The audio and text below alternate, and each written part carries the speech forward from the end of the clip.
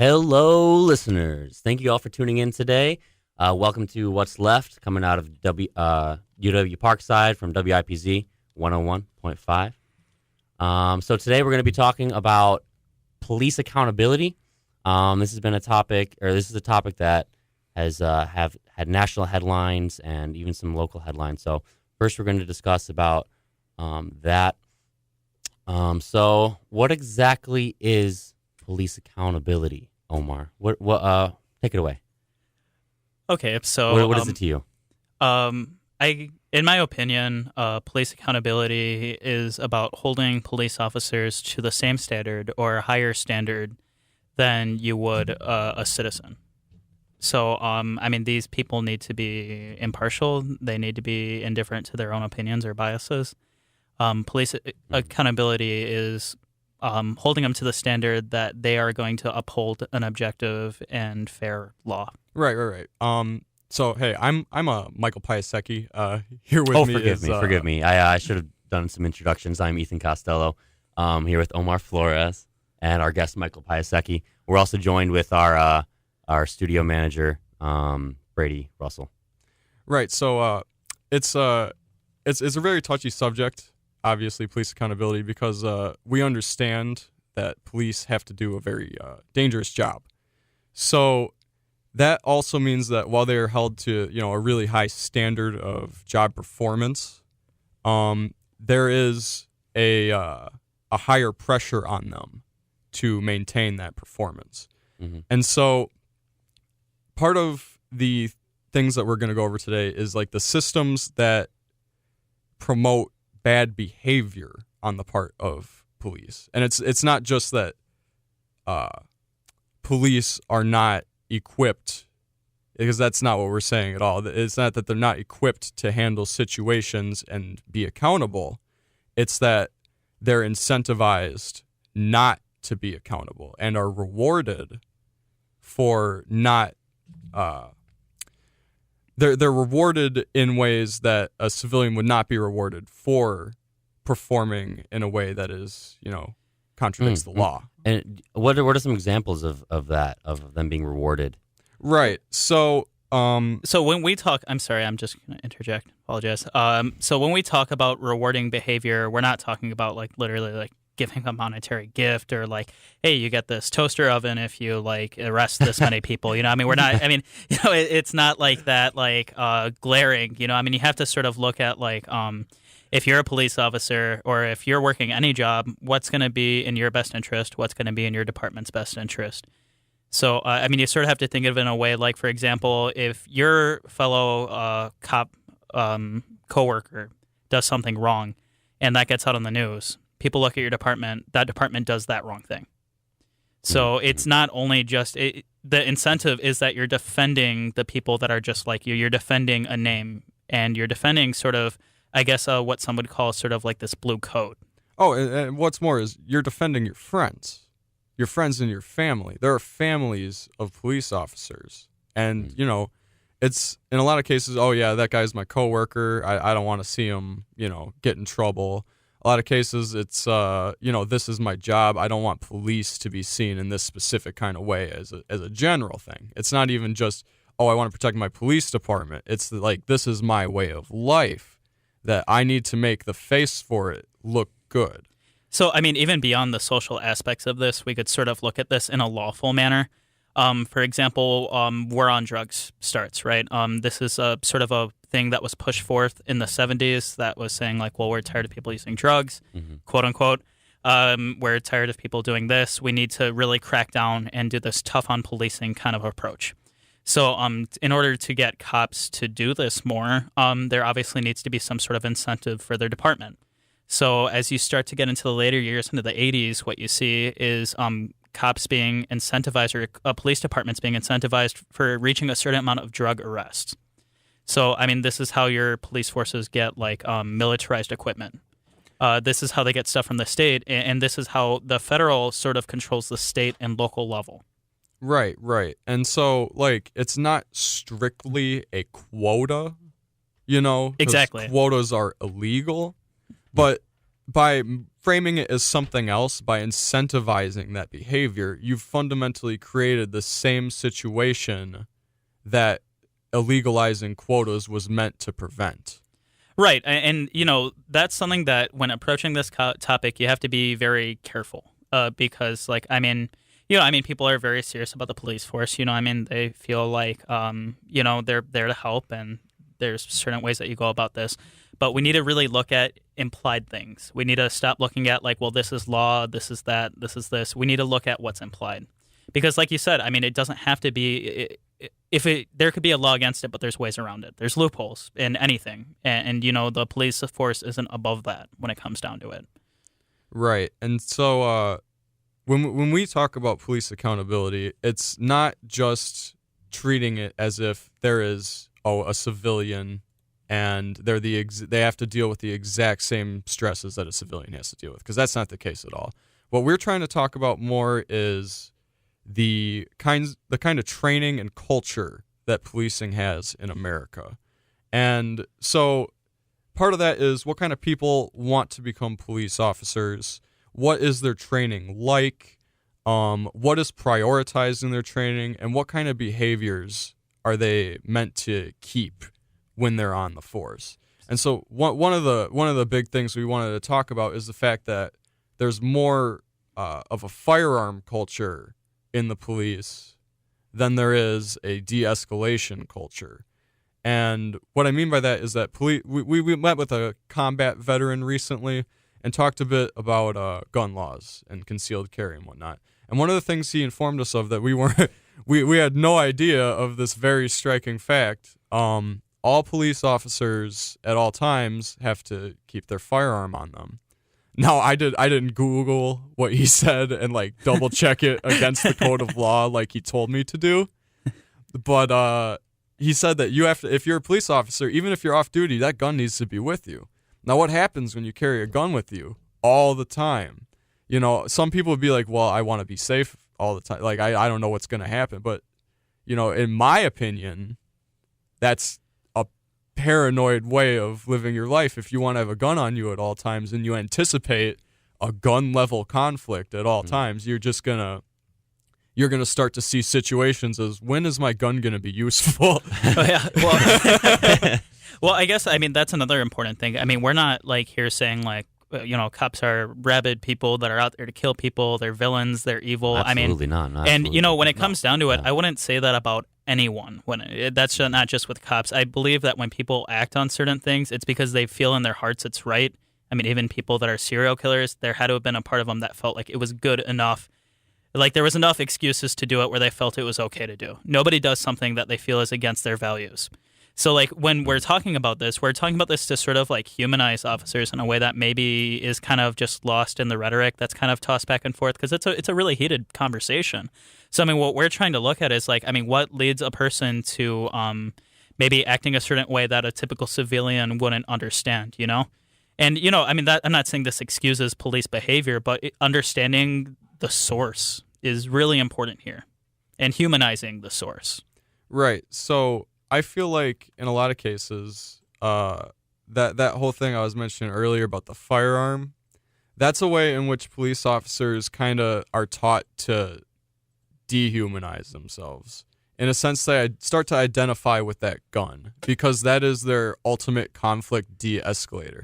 Now, police in all countries don't carry guns. This is something that's really hard, especially for me as an American who has been around an armed police force at all times.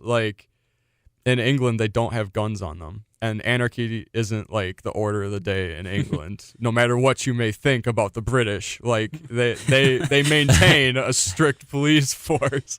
Michael, to interject, when you said being around an armed police force, do you have specific experience with that, or was that just a general statement about? Oh, that's just a general statement. Okay. Just we live in a society where our police have guns. Absolutely. If you see a cop car, there's a gun in it. And shotgun, handguns. Mm-hmm. And not only that, a lot of people could carry that. But when it comes down to it, a lot of us deep down know that there's something else that comes along with that. There's excused violence. and this isn't like strictly to police officers. I mean, this applies to just sort of any ruling class or any defender of that, and that's sort of, at least my opinion. I feel that cops are defenders of a ruling class, and that's shown through history.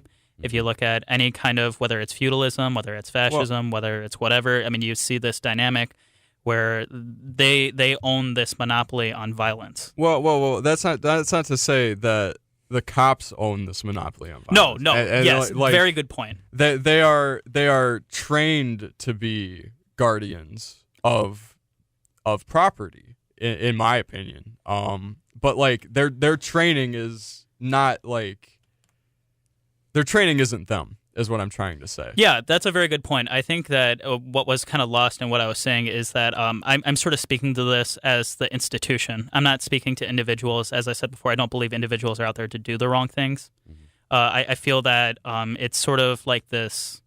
There's other people that might know what's going on, but maybe the cops don't know, maybe through their training, maybe through what we were talking about, the blue code. And, I think it's about time that we start getting real about these conversations, because as well-intentioned as somebody is, I mean, they could still do a lot of damage. That goes for any of us. I think that when people don't keep their intentions in check and like what they're actually supporting, I think that could lead to some pretty terrible things. There's a lot of well-intentioned people out there. There's a lot of well-intentioned people out there that do really terrible things. Mm-hmm. I think it's an important connection to make, just about the overall state of like the gun culture in the United States. It's incredibly ingrained in our society, and I wonder if there's a connection between our voraciousness for guns and the police force as well. You guys thoughts on that? Yeah, I actually okay. So before we began this broadcast, Ethan was actually telling me that de-escalation training is undertaken far less often in police departments than actual firearms training. So if we're talking sheer time spent practicing a specific thing, would you prefer your police officers practice shooting targets or learning about the people that they'll be interacting with, and then like going forth and de-escalating scenarios with words? Maybe they have hand-to-hand training and they focus on that, but I would really like to see the numbers, because I don't know. Do they train more hand-to-hand, or do they train more with a gun? That'd definitely be an interesting point to get some stats on that, yeah. Now, there's something that I found when I was researching this, is that given the sheer number of guns in the United States, that's one of the reasons why police officers find themselves like in need of equipment like that, because at any given moment, one of the 300 million guns in the United States could appear in front of them, pointed at them, and they don't know when that's going to happen. And that's why the police need like to be recognized as like people. All right, like they're scared. They're scared of their job, because their job is a frightening thing. Yeah, They've absolutely. been asked to be an arbiter Mm-hmm. between law and lawlessness, and as individuals, they have to figure out what that means, and I'm not even sure I know what that means. So, I feel like maybe this conversation's kind of, or at least in my opinion, I feel like it's kind of going in the wrong direction. I think it's good, as I said before, it's good to humanize like the people behind this, but it's also good to sort of look at, as I said, why they act that way. And it seems like a lot of what we're talking about seems to go back to the institution that's in place. So, like, if a cop has to uphold a law that is generally viewed as unjust, for example, like a lot of us could agree that, like, law isn't the perfect moral compass. So, like, we have to consider what laws are these cops expected to upheld. They just say they're doing their job, and, that's their job. It really is when it comes down to it. So, what angle do you approach this at? Do you approach this on the individual level? Do you approach this on the, the side of law? Do you approach perhaps how it gets to that point? Like through a DA or through a grand jury or a judge? I feel like it would have to be taken by a multi-pronged approach. There's no good way to do this from one direction that's going to be effective. If you individually know a cop, you need to talk to them, open a dialogue personally with them about this. It'd probably be very difficult, I would imagine.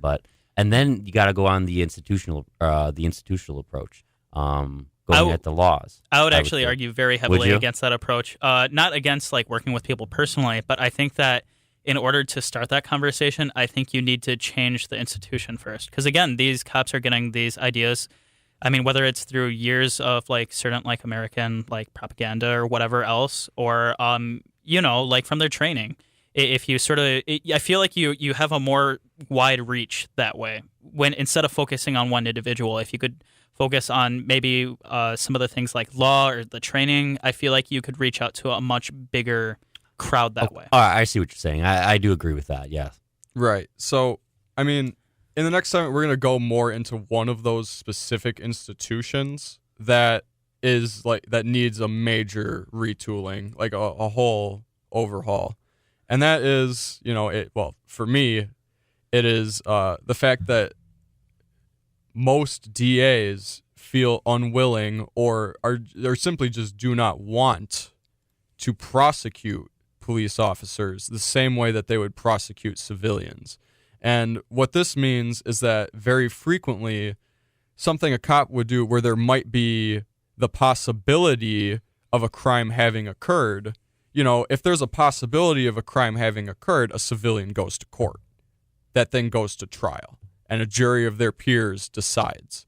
Now, if a cop commits a crime, yeah, this can happen to them. But in the overwhelming majority of cases, we're talking in the upper 90s percentage of cases, they won't go to trial. In fact, it's very often the case that a grand jury behind closed doors, talking only to a prosecutor who decides what evidence shows up and what evidence doesn't show up, that's the only deciding factor over whether or not a cop is held accountable.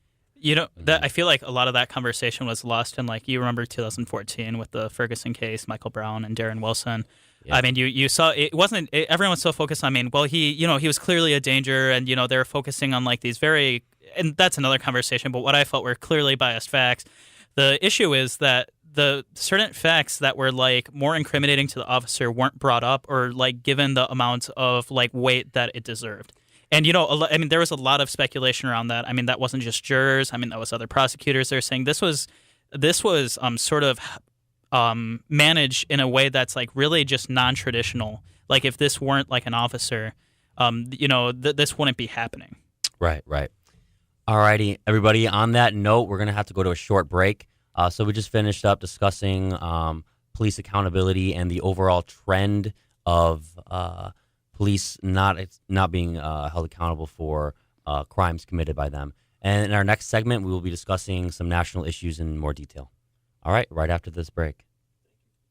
Thank you for listening to WIPZ, What's Left.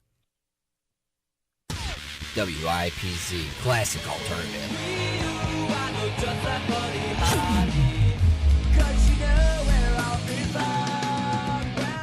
Via the radio, America's learning to enjoy the many facets of music. 101.5 FM, your station, classic alternative and new indie rock.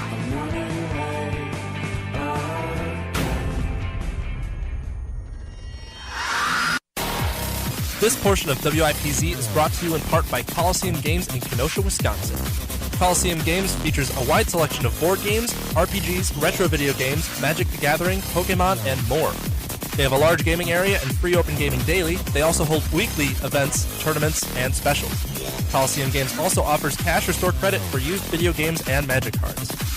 Coliseum Games is located at 5719 75th Street in Kenosha in Prairie Plaza. It's open 7 days a week, entrance only on eastbound Highway 50, and feel free to find them on Facebook or call 262-909-6121.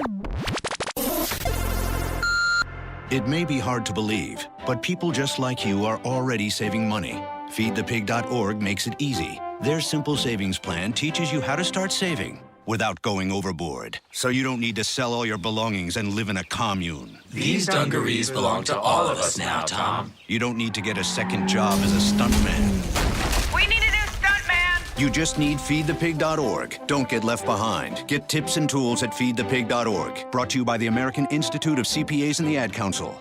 Patterns of our society are being disrupted. Raising to a new level. WIPZ 101.5 FM. Hey, buddy. Hey, Dad. So, what's it gonna be? Movies, batting cage, bike ride, skating, whatever you want to do. Can we just hang out? Like this? Yeah, we can just hang out like this. For returning soldiers and fathers everywhere, the smallest moments can have the biggest impact on a child's life. Take time to be a dad today. Call 877-4DAD-411 or visit fatherhood.gov, brought to you by the U.S. Department of Health and Human Services and the Ad Council. Welcome back, everybody. Thank you for tuning in. This is What's Left on WIPZ. So in our last segment, we were discussing the overall trends of the police force not being held accountable for crimes. We discussed about the issues, but we didn't go over more so the solutions that could help us. So we're going to delve more into that. Right. So it is a very thorny subject to solve because you're asking to regulate the regulators in a sense. And so what kind of body... Sorry. What kind of body should be regulating the regulators? Now, there's a few approaches that can be taken with this, and one of them is the internal investigations approach. That something regulating itself does not work, in my opinion. The way I always kind of make a joke about it, I'm like, well, if a gang member killed your family, would you want their gang to be the judges and juries and the deciders? If that's going to be okay. Right. So the example I'll use is at my undisclosed workplace. The nice. The word of the day is that if an auditor didn't see it, it didn't happen. So like, if those auditors only come from inside, do you trust them? Now, you can probably draw an example from your own life about that. But so, if you're not going to go with internal investigations are, functional, then you have to look at outside investigators. So, with policing, you can go with another police department studies the issue. They study what transpired, they give their report, and they present it to, I don't know, the DA. Omar, do you? That would be presented to a DA. That would also be from a different city or town or wherever. We actually kind of have something like that in Wisconsin. It's called Michael Bell Law. It was actually, it was from an actual Kenosha citizen, which is really cool. And it's sort of been like what a lot of people looking at as an experiment. Just to give the quick lowdown as to what happened, Michael Bell's son was killed by police officers in 2004. I definitely feel that it was an unjust killing, and KPD cleared themselves of wrongdoing within 24 hours. And, that again, like, we're going back to what the issue is. That's an issue. You cannot determine anything as serious as somebody's life in 24 hours.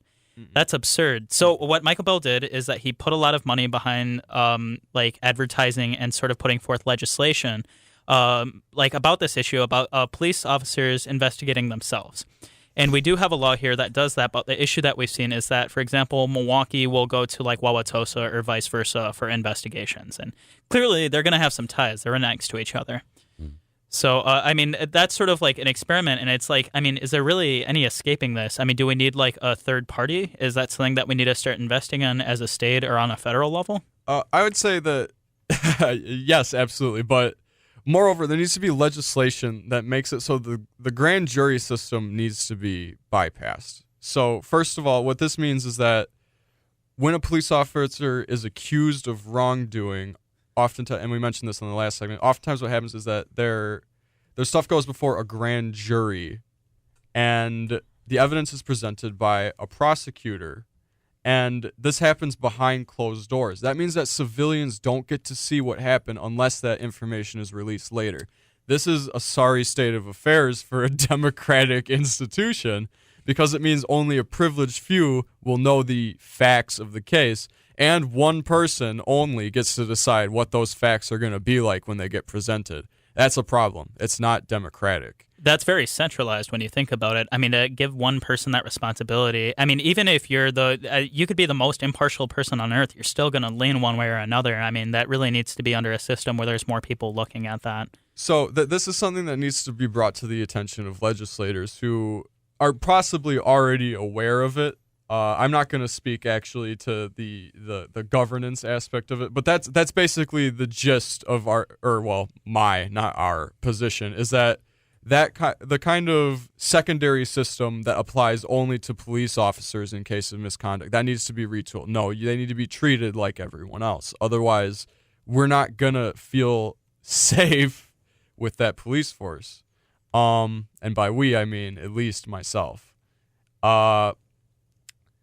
One avenue that could be pursued to correcting this situation is civilian-based inquiries. So, like, that's basically what a jury is, but a jury is restricted only to the courtroom, and they're expected not to discuss the case outside of that setting. Now, if you had civilian-run auditing scenarios where groups of people who are well-versed in criminal justice, but not necessarily part of the policing force themselves, if they go in and they're allowed to overview what transpired, and they are like given the tools to push things into court as opposed to into grand juries where things can be dismissed, then that would be an avenue to pursue. Well, like DAs right now, I mean, they deal with like criminal cases, for example, like a murder happens. I mean, they're looking over that. They're prosecutors, whatever. I mean, they're heavily involved with law enforcement. And so like what you proposed, it seems like they're more focused on like internal things. They're more focused on like just police conduct, or maybe even in the judicial system. Maybe they could be a watchdog for that. I really think that in order to maintain an impartial system, that we need to have people that aren't connected to the rest of the part of the system. I mean, you were talking about checks and balances earlier. Like, what do we have that's supposed to balance out the police? And, it's supposed to be our judicial system. And they're so tied together that, that never happens. And, I personally feel that's by design, because it happens so often and nothing's been done about it.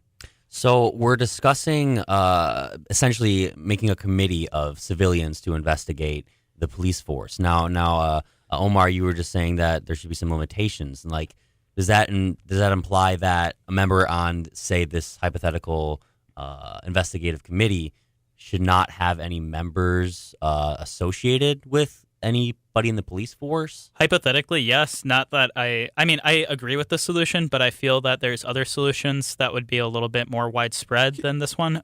Keep in mind, we're not criminal justice majors here sitting for our master's thesis on what needs to be done. We have ideas, but we're giving broad overview here, generally speaking. I mean, I'm speaking from basically a nerd's perspective. I mean, I've talked with a lot of people. Like I've talked with law enforcement. I've talked with military people. I've read several books. I mean, I'm constantly reading about this kind of thing. So that's where my perspective comes from. Mm-hmm. And I think it's important that you mentioned that, because this whole thing is so widespread, like we were talking about. There's so many different things that you need to understand intricately to sort of give a very reasonable or completely, I'm looking for the word, holistic perspective, and being able to use that to sort of put things together and see what works best. And in my opinion, the only way that we could do that is by changing the motivations of the police institution. When you think about it, we have the largest prison population in the world. I mean, we carry 1/4 of the world's prison population. That's a big deal. There's a reason for that, and we just happen to be the richest country in the world. So I think that's something to consider, in the motivations behind the police force, the motivations behind people that are able to use force. I think until we change the profit motive, that none of this is going to change. No matter how many civilian or how many watchdog people you have, the only way that we're going to change this is by changing the motivation. So I'm sorry, I don't mean to interrupt. But to interject, what I'm getting from is that this idea of a committee is very similar to what's been proposed in regards to fixing gerrymandering. For those of you who don't know, it's the party in charge gets to decide what district, how many people are in a district for voting. So that's why you can be voting in the 9th district one year and the 10th district a different year. So what you're suggesting is a committee of people who understand what is going on, and from there they make the decision, correct? Well, if they didn't make the decision themselves, they would have to present it to an authority that made that decision based on other outside sources. Now, I'm not saying that if you had a civilian council to correct, say, gerrymandering, that whatever they say would be the word.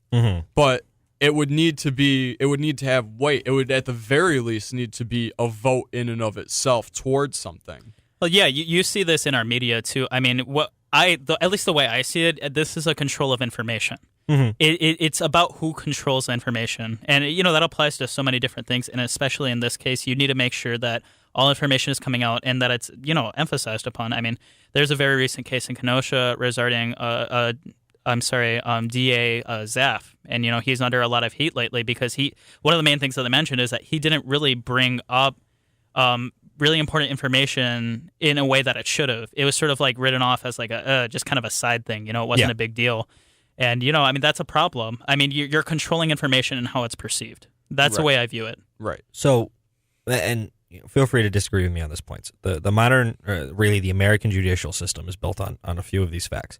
A, you are innocent until proven guilty. Now, that's a super polarizing claim. I understand that.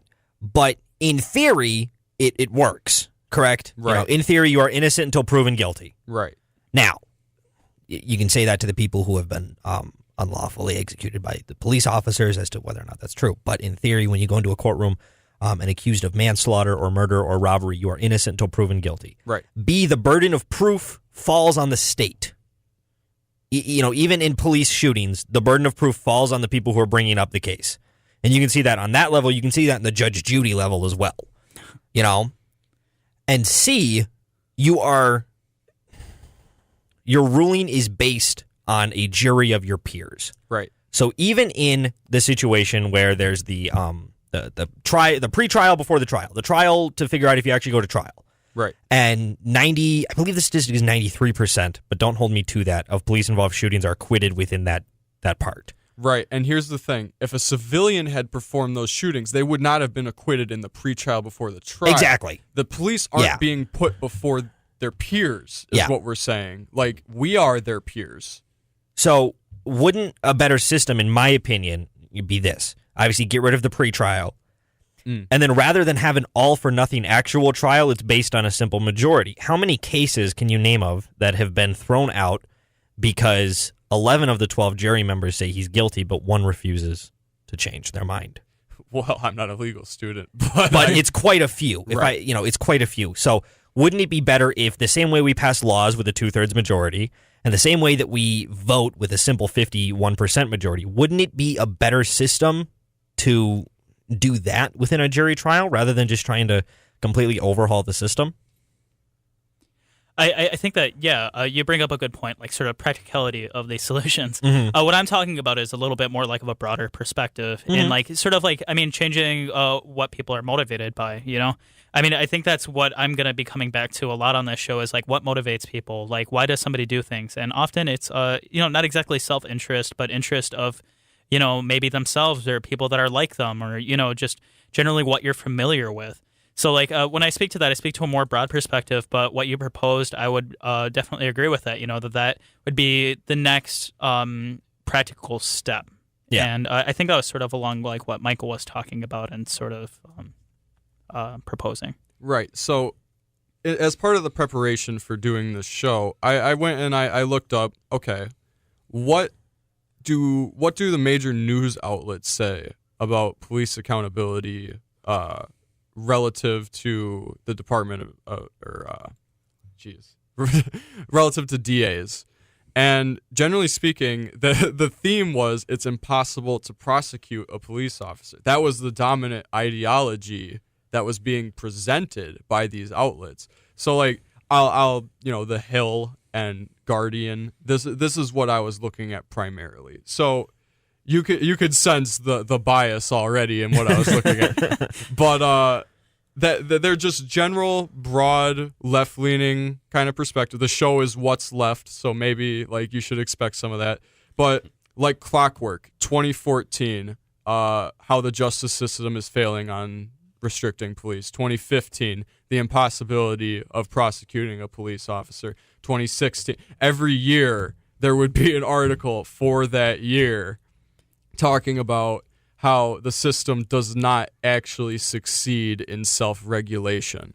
And one anecdotal bit of evidence is that recently in Charlottesville, all right, so this isn't a crime performed by police officers, but police failing to act in such a way that is within their code of conduct. A white supremacist discharged a firearm in front of a line of police officers at a black man. He fired a gun at a black man in front of those police officers. On top of that, shouted a racial slur towards a black man before shooting at him. In riot gear, these police officers let that man walk away. What does that say? You know, like, who are you willing to put the law upon if you're not willing to put the law upon a belligerent man with a firearm discharging it in a public space? Now, it's my opinion that the police were not there to prevent violence between the protesting groups. That's my opinion. You don't have to agree with it. But I think they were there to prevent, say, the malls from burning down. They were there to prevent any, like, lasting material harm in that space. They didn't care about the ideological conflict between these two groups. And in fact, their response to the protesters being shot at and having racial slurs shouted at them was they were treated worse than the white supremacists firing these firearms. Yeah, I mean, I think of my own personal experience in Milwaukee. One time I was at a protest, and we were all there peacefully up on a ramp. And, a huge police, semi-sized. I didn't even know they made police trucks like this, but they went right behind us, and they went on the megaphone, like, disperse or you will be arrested. So we waited a few minutes, and we're like, all right, they're coming out, like, we should start walking away. And so we start walking away. We're all linking arms. And, we're leaving like they're telling us to. The problem's solved. What they start doing is they start tackling us. They start arresting a lot of us. I barely got out of there without being arrested. And by the end of it, there was a woman that was at least 100 pounds with a cop's, like, just knee right on her neck, supposedly resisting arrest. Mm-hmm. I mean, you look at the reaction to this, people linking arms on a freeway ramp, not even the freeway, and then you see the reaction in Charlottesville. A lot of people are like, oh, it's different police, it's different whatever, no, this is something you consistently see happening. Violence from white supremacists and, like, a lack of reaction because, it's under this guise of free speech, Cops are going to keep doing what we allow them to keep doing when it comes down to it. If the social code of conduct is free speech before anything, then they're going to allow white supremacists to do whatever they want. But then why is it that they choose so strongly to restrict the free speech of, like, say, Antifa protesters, Black Lives Matter? They very clearly want to restrict a certain kind of free speech.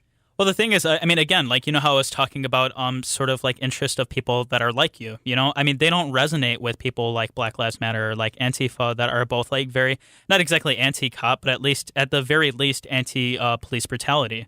It really comes to defending your interest. We go back to that black code. I'm sorry, not black code, blue code. Blue code. Thank you. We go back to the blue code. You're always going to defend your people. And that's what it comes down to. And oftentimes police officers are white.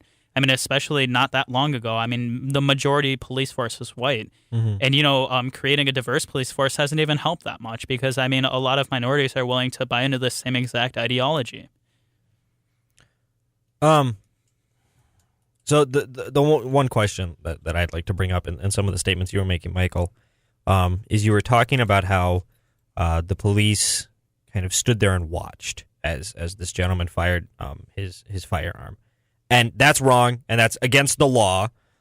It's against the law to discharge a weapon in any non life-threatening situation in Virginia. It's not against the law to have it, and it's not against the law to have it loaded. It's against the law to discharge it. And yeah, the protester was allowed to walk away. Luckily, nobody got hit by the bullet, but I know afterwards they couldn't find the bullet, and that's kind of a big thing, is that they don't know where the bullet is.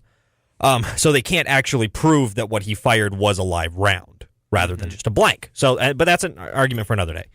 So what I want to ask you is that what it seemed you were saying was that you almost wanted the police to take a certain political stand as to, say, neo-Nazis compared to protesters against that. So, but isn't it the right of the police the duty of the police to not take that stand. Now, in my specific example, I'm not asking them to take a political stand. I'm asking them to do their job.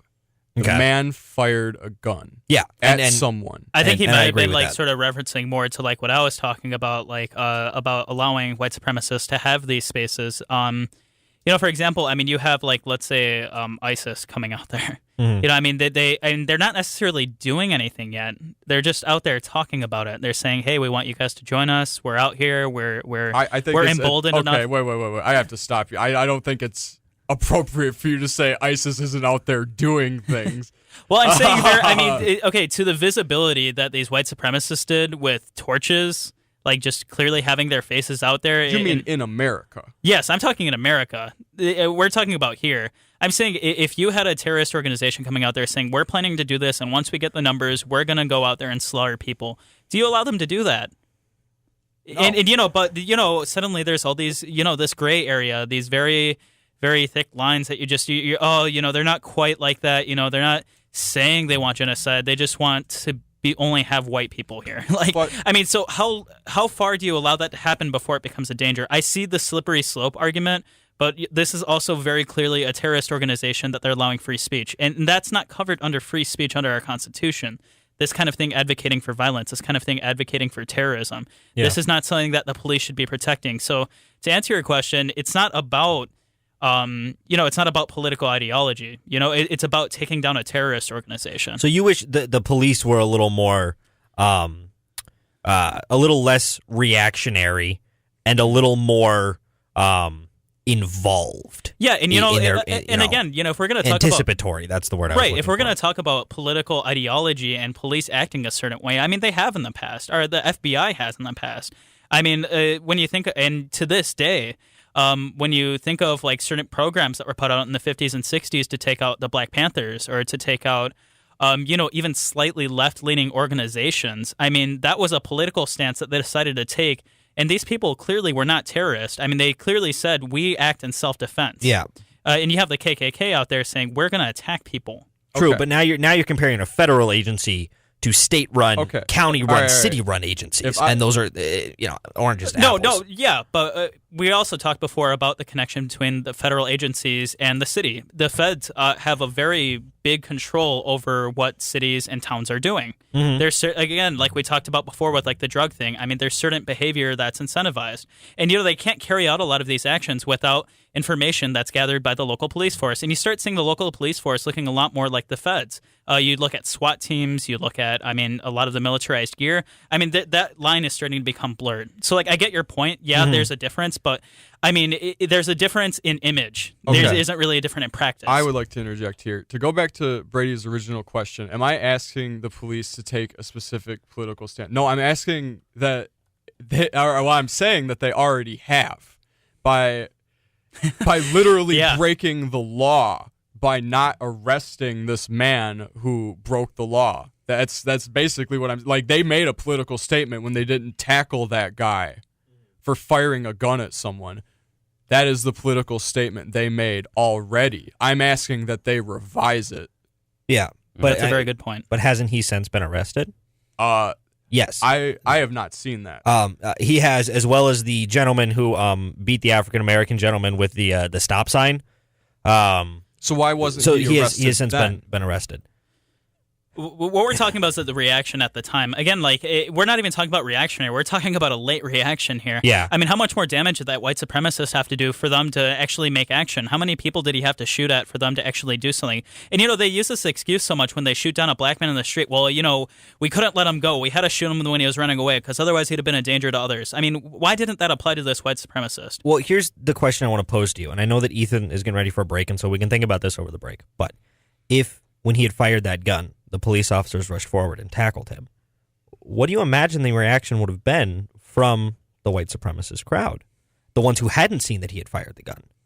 So do you think that just for a second, and by no means am I standing up for the police officers who did not do this, because I agree, they broke the law, they did not do their job by not tackling this man immediately. Do you think that they had a moment where they thought that if we tackled him, we could escalate it and actual people, more people than who did die at Charlottesville, could die or get hurt. And so I know Ethan wants to go to a break, and so think about that.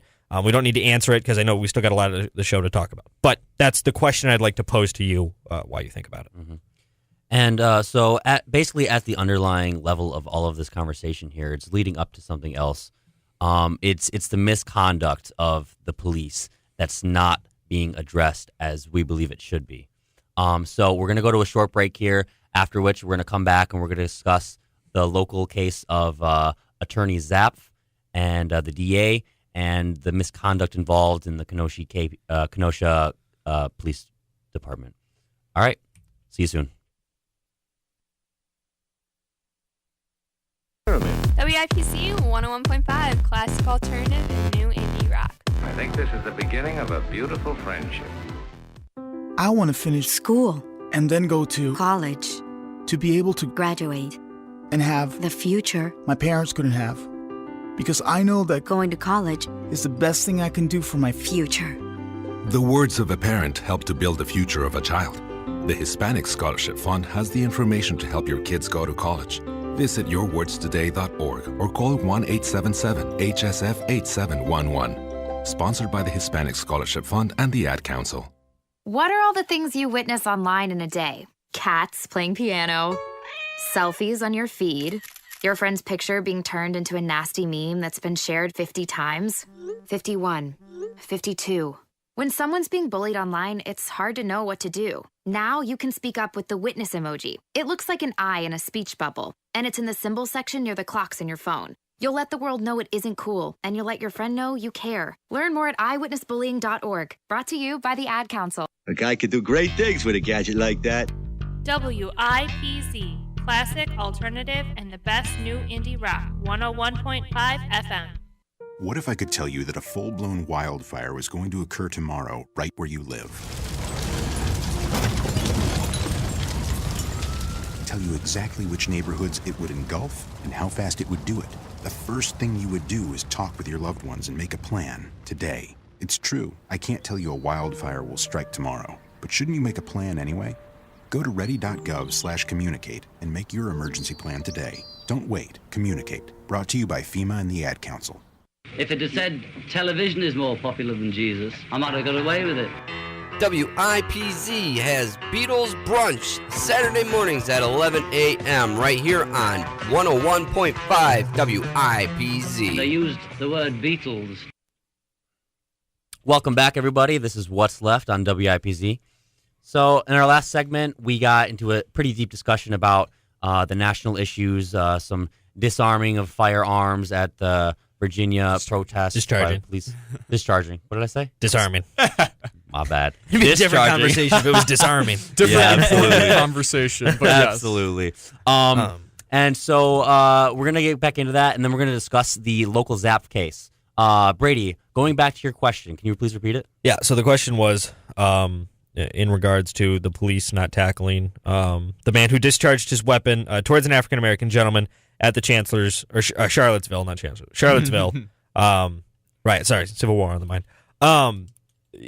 If the police had tackled the gentleman who discharged his weapon, knowing how heavily armed all of the other white supremacists were, could that have ended in more loss of life? Now, the thing is, yes, it could have, but it is the police's responsibility to make these judgment calls. Now, when they continuously make the judgment call in one direction, when they treat white supremacists as if they can get away with these things, even temporarily, but so often we see violence and tear gas and mobile barricades and water cannons mobilized against counter-protesters who are really just defending their right to exist in this country as human beings, like in the case of Black Lives Matter, in the case of Antifa. Like, those are self-defense movements. Those aren't aggressive, we want to cause violence movements. Now, with the police always defending in one direction, that's a bias. That's a bias that needs to be addressed. Why do they hold that bias? Okay, so to answer your question, and this is the last thing I want to discuss in the matter just because we have other material prepared. Yep. I think this is a police officer's implicitly admitting that white supremacists have more power than any given black man in this country. And that's what they saw. They feared white supremacists because they know they had the power to do something against the police force. And it's not just do something with their guns, which they're displaying visibly, but oh, I'm sorry. You're good. It's not just doing things with their firearms, like it's affecting material, like legal trouble, because oftentimes these white supremacists have money. Now, I'm not saying all white supremacists are wealthy, but I'm saying that their backers frequently are landed. They have properties. Like, this is why they can practice with their firearms so freely. This is why they feel like they need to defend these things. Yeah. Yeah, okay. Michael, I'm going to have to stop you right there. For sure. So now I really want to get more into the Zaff case. Right. There was some police misconduct, some evidence planted on a scene. Omar, what can you tell us more about this? Okay, so I read a lot about this, and I'm going to try and do my best to condense the information because this is like literally an 86-page like legal document with like a lot of jargon and a lot of stuff that I'm basically just going to have to get out of my head and translate. So to put it short, there was a murder case in Kenosha in 2014, and there was something that came out about a police officer planting evidence. Now, as we talk more about this case, you realize that like a lot of what kind of transcended isn't really that suspect on the surface, but when you look more into it and the actions that were taken around it, it sort of speaks to the issue that we're talking about accountability. So basically, this officer planted an ID picture in a backpack, and he may or may not have planted a .22 caliber bullet when the bullet that was used to kill the person was a .32 caliber bullet. So, and again, like he used this very non-specific language. It was a maybe. So we don't really know anything about that. And the reason why Zaff is in trouble for this is because he didn't present this. Oh, Zaff Who is Zaff? I'm sorry. Thank you. Thank you for bringing me back on Earth. I'm assuming too much information. Actually, really quick question as somebody who knows nothing about the case. So, just to clarify, he planted a .22 caliber bullet on the suspect, correct? On the backpack of the suspect. Yes, this was a search warrant a day after. But the gentleman the person who was killed with a .32 caliber bullet, or they're not sure? No, they know that. They know that the person was killed with a .32 caliber bullet. Okay. They weren't sure if it was planted or not. Okay. And I didn't know if you meant to say .32 caliber because they're not the same caliber. I didn't know if that's what you meant. Yeah, they're different caliber. So that's just my clarifying question. So there's go ahead, a lot keep of going speculation around that. Either it was sloppy cover-up, something that we're not really sure of, whatever. Okay. So District Attorney Zaff, he was informed of this like many months after. The chief apparently wasn't aware until January 8th, I think it was, and then the other officers, like the department, was aware in October. So, I mean, there's a lot of like layers of this. Like, so you see where the information was controlled. You see that it started with the officers and sort of stayed amongst them, and none of them thought, this might be a criminal thing. This might actually be something we need to take to law. What they decided is that, no, this is an internal thing. This is just against policy. This isn't against law. So we're just going to investigate it ourselves. They had the officer that planted the evidence write 3 different reports and went under the guise like, you didn't really specify enough. And that really wasn't the case. They wanted him to write down specific information and leave out specific information. If you look at the reports, that becomes very clear. And if you look at the prosecutor that was going against Zaff, you would see that evidence is also true. So a lot of this evidence came from like an impartial observer or assumed to be. It was from somebody in Racine and an attorney that's not too involved in this kind of stuff. So when I'm speaking from this, I'm speaking from facts that were laid out by like an impartial observer. And like, I mean, anything that I could say about the KPD, I'm sure he could say a lot worse about it in his report.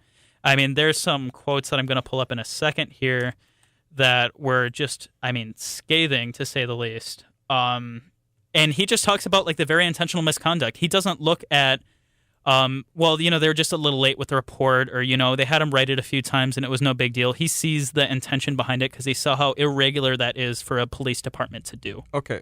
Just for some clarification. So the reports were drawn up among the officers early in the case. Yes. Mm-hmm. They left out key information and they went to Zaff, correct? Okay, so the police officers didn't go to Zaff. The chief went to Zaff. Okay. He took in the information. He's like, I'm not sure if we should do criminal charges. should this be in our hands? And Zaff was like, no, we're going to take this to someone else. So the chief got an uneasy feeling from reading the reports. Yeah. Didn't know what to do and tried to push it up the ladder. Yeah, exactly. Okay. So he asked for advice. Okay. And supposedly he didn't know anything about it until January, even though a lot of the department knew about it in October. And even the prosecutor that wrote that report, that 86-page report, was saying that he feels very strongly that Chief Morrissey was viewing that information, and it basically got to a point where it had to come out. Okay. Because the people that found out about this actually had no idea that they were finding out about this. They had asked the suspect, the murderer, was this in your backpack? And he's like, no, that wasn't. And they're like, okay. So then they started kind of digging around, and then they eventually got around to Zaff, where he's like, yeah, that was some evidence that there's a possible planting of evidence case. Okay. He didn't let any of these defense attorneys know. And he said this was supposedly negligence, that he had no reason not to send them a letter with this information. And the time he did give him that information, he downplayed it. He said that this is just miscellaneous information. He didn't actually say, this is once in every 50 years happening, and this happened surrounding this case, to give a reasonable doubt about what actually went down. So again, the evidence, it's very minimal. The reason why the cop actually planted the ID, or at least the reason that he gives, is that he accidentally took it during the initial investigation and wanted to return it the next day so he wouldn't get in trouble. And the report that he wrote up, he actually didn't sign off on, the officer that committed the crime. He actually, he refused to sign it, and then his higher-ups decided to sign it and write it off for him. All right, and if I'm remembering this correctly, the police officer chose to resign following. Yes, very important detail. A week after he had talked with Morrissey, he said, I'm resigning. I'm done, and I can't do this. Now, go ahead. Do we know, has he been hired at a different police force since then? Because that's a typical thing that has happened before, where a police involved in an incident like this has resigned from one station, moved to anywhere across the country, and been hired at a different station. That does happen frequently. I don't think that's the case with him, because I still think he's going through the prosecution process. Okay. So I think that I didn't read too much on the Bars case. I mainly read on the Zaff case. Okay. So, Zaff, he has a history of doing this. This happened back in 85, and he said he supposedly learned from it. Clearly he didn't. And there's a quote that's actually used a lot in the report. It's, and a lot of non-lawyers and non-objective people are going to sort of just really not view this very well. But he says, if it's not in writing, it doesn't exist. Mm-hmm. And it's hilarious how the prosecutor uses this against him towards the end. He says the respondent gave weight to the mantra, if it's not in writing, it doesn't exist. The respondent being Zaff. The respondent, yes, please. Thank you for clarifying that. The truth is, if credible information is known by the respondent, it exists through a third-party reporter like the chief. And I'm kind of paraphrasing just to make this quicker. And then he says, how can any citizen have confidence in the outcome of criminal proceedings here when the respondent acts as a gatekeeper? His assertion that data doesn't exist if it isn't in writing is just a rationalization for a lawyer misconduct so he can get 2 more convictions. So, he very clearly states that this is clearly in special interest, and that, there's no reason to have that belief that there's other ways of evidence or making a contract or providing information. He says that this is just an excuse for him to get away with it. Well, that's all the time that we have for our show today. Unfortunately, there's a lot more that we could go in depth about this Zaff case, and I really wish we had more time to discuss it all. So we were talking about the misconduct involved on a near national.